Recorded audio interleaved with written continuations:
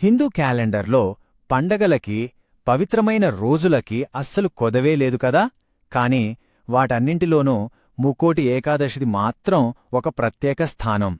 దీన్నే వైకుంఠ ఏకాదశి అని కూడా పిలుస్తారు. అసలీ ఒక్కరోజుకి ఎందుకంత ప్రాముఖ్యత? ఏడాది మొత్తం చేసిన పూజల ఫలం ఈ ఒక్కరోజే దక్కుతుందని ఎందుకంటారు? ఆ విశేషాలేంటో ఇప్పుడు తెలుసుకుందాం.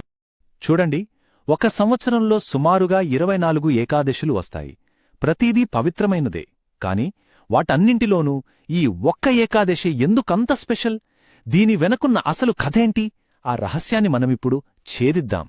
సరే, ఈరోజు మనం ఏం తెలుసుకోబోతున్నామంటే, ఫస్ట్ అసలు ముక్కోటి ఏకాదశి అంటే ఏంటో చూద్దాం. తర్వాత మురాసురుడు అనే రాక్షసుడి కథలోకి వెళ్దాం. అటునుంచి వైకుంఠద్వార దర్శనం ప్రత్యేకత, మనం పాటించాల్సిన రూల్స్, ఇంకా చివరిగా ఇదంతా చేయడం వల్ల అసలు మనకు దక్కే ఫలితమేంటి, దాని ప్రాముఖ్యత ఏంటి అనే విషయాల్ని విశ్లేషిద్దాం. ఓకే, మొదటి భాగం. అసలు ముక్కోటి ఏకాదశి అంటే ఏంటి? ఇది కేవలం ఒక తిథి మాత్రమే కాదు. ధనుర్మాసంలో వస్తుంది. అంటే సూర్యుడు దక్షిణాయనం నుంచి ఉత్తరాయణంలోకి ప్రవేశించే ఆ పవిత్రమైన సమయంలో వచ్చే ఏకాదశి అన్నమాట. అందుకే ఇది శ్రీ మహావిష్ణువుకి అత్యంత ఇష్టమైన రోజుగా చెప్తారు. అంటే ఖగోళపరంగా చెప్పాలంటే సూర్యుడు ధనుస్సు రాశిలోకి ఎంటర్ అయినప్పుడు వచ్చే శుక్లపక్ష ఏకాదశే ఈ ముక్కోటి ఏకాదశి. ఈ టైంలో భూమి మీద దైవీక శక్తుల ప్రభావం చాలా బలంగా ఉంటుందని, అందుకే ఈరోజు చేసే ప్రార్థనలకి, పూజలకి ఒక అద్భుతమైన పవర్ ఉంటుందని మన నమ్మకం. ఇక రెండో భావం, మురాసురుడి కథ. ఇంతకీ ఈ ఏకాదశికి ఆ పేరు అంత ప్రాముఖ్యత రావడానికి కారణమేంటి? దీని వెనుక ఒక రాక్షసుడిని అంతం చేసిన ఒక అద్భుతమైన శక్తి కథ దాగుంది. అదేంటో ఇప్పుడు చూద్దాం. పురాణాల ప్రకారం మురాసురుడనే ఒక రాక్షసుడుండేవాడు. వాడు తన బలంతో ముల్లోకాల్ని అక్షరాలా గడగడలాడించాడు. దేవతలు కూడా వాణ్ణి ఆపలేకపోయారు. ఇంక లోకాలను కాపాడ్డానికి సాక్షాత్తు శ్రీ మహావిష్ణువే రంగంలోకి దిగి ఆ రాక్షసుడితో యుద్ధానికి సిద్ధమయ్యాడు. ఆ యుద్ధం మామూలుగా జరగలేదు. వేల సంవత్సరాలు సాగింది. చివరికి కాస్త అలిసిపోయిన స్వామి సేరతీరడానికి ఒక గుహలోకి వెళ్లి యోగనిద్రలోకి జారుకున్నారు.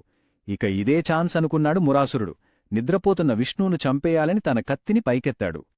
కాని మురాసురుడి కత్తి కిందకి దివేలోపే అక్కడొక అద్భుతం జరిగింది. యోగనిద్రలో ఉన్న విష్ణుమూర్తి శరీరం నుంచి, ఆయన తేజస్సునుంచి అపారమైన శక్తితో ఒక దివ్య కన్యక ఆవిర్భవించింది. ఆమె ఒక్క హుంకారంతోనే ఆ రాక్షసుణ్ణి బూడిద చేసేసింది. యోగనిద్ర నుంచి మేల్కొన్న విష్ణుమూర్తి తనలోంచి పుట్టిన ఆ శక్తిని చూసి ఎంతో సంతోషించాడు. ఆమెకు ఏకాదశి అని పేరు పెట్టి, ఈ రోజున ఎవరైతే నన్నూ కలిపి పూజిస్తారో వాళ్లకు ఖచ్చితంగా వైకుంఠ ప్రాప్తి కలుగుతుంది అని వరమిచ్చాడు. ఆ రోజునుంచి ఆ దివ్యమూర్తే ఏకాదశి తిథిగా స్థిరపడిపోయిందన్నమాట. సరే, ఇప్పుడు మూడో భాగానికి వద్దాం. వైకుంఠ ద్వార దర్శనం. మురాసురుడి కథ ఈ రోజుకి ఒక పౌరాణిక నేపథ్యాన్నిస్తే, దీనికి ఆధ్యాత్మికంగా అంత ప్రాముఖ్యత రావడానికి ఇంకో కారణముంది. అదే ఈ వైకుంఠ ద్వార దర్శనం.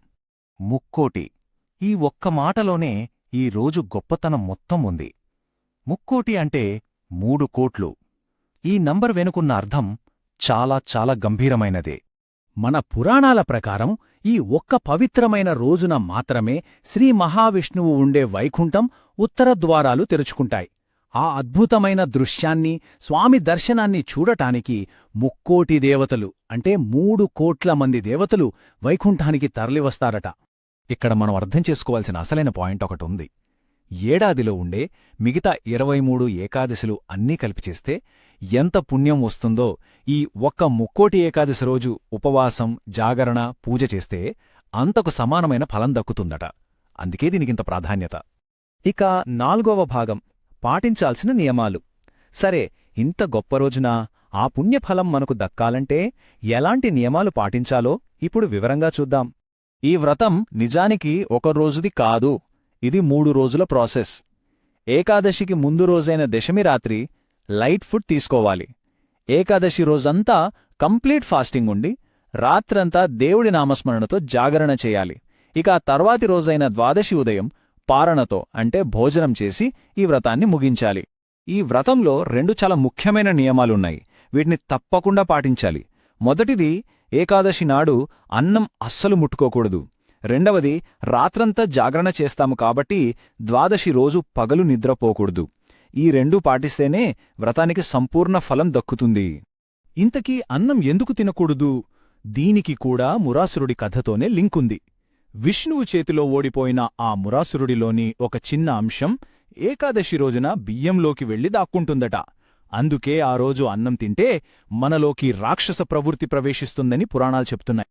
ఒకవేళ గుడికి వెళ్ళి ఆ ఉత్తరద్వార దర్శనం చేసుకోలేని పరిస్థితి ఉంటే ఏమాత్రం ఫీలవాల్సిన అవసరం లేదు. టెక్నాలజీ పుణ్యమాని తిరుమల, భద్రాచలం, శ్రీరంగం లాంటి పుణ్యక్షేత్రాల నుంచి వచ్చే లైవ్ టెలికాస్ట్ ఇంట్లోనే కుటుంబంతో కలిసి చూసి ఆ స్వామి అనుగ్రహాన్ని పొందొచ్చు.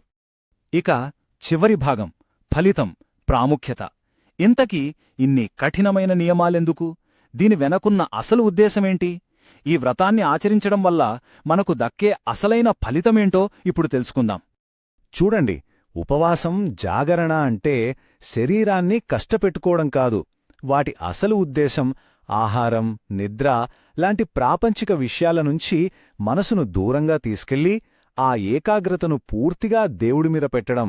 ఇది మన లోపలున్న ఆధ్యాత్మిక శక్తిని మేల్కొల్పే ఒక సాధనన్మాట.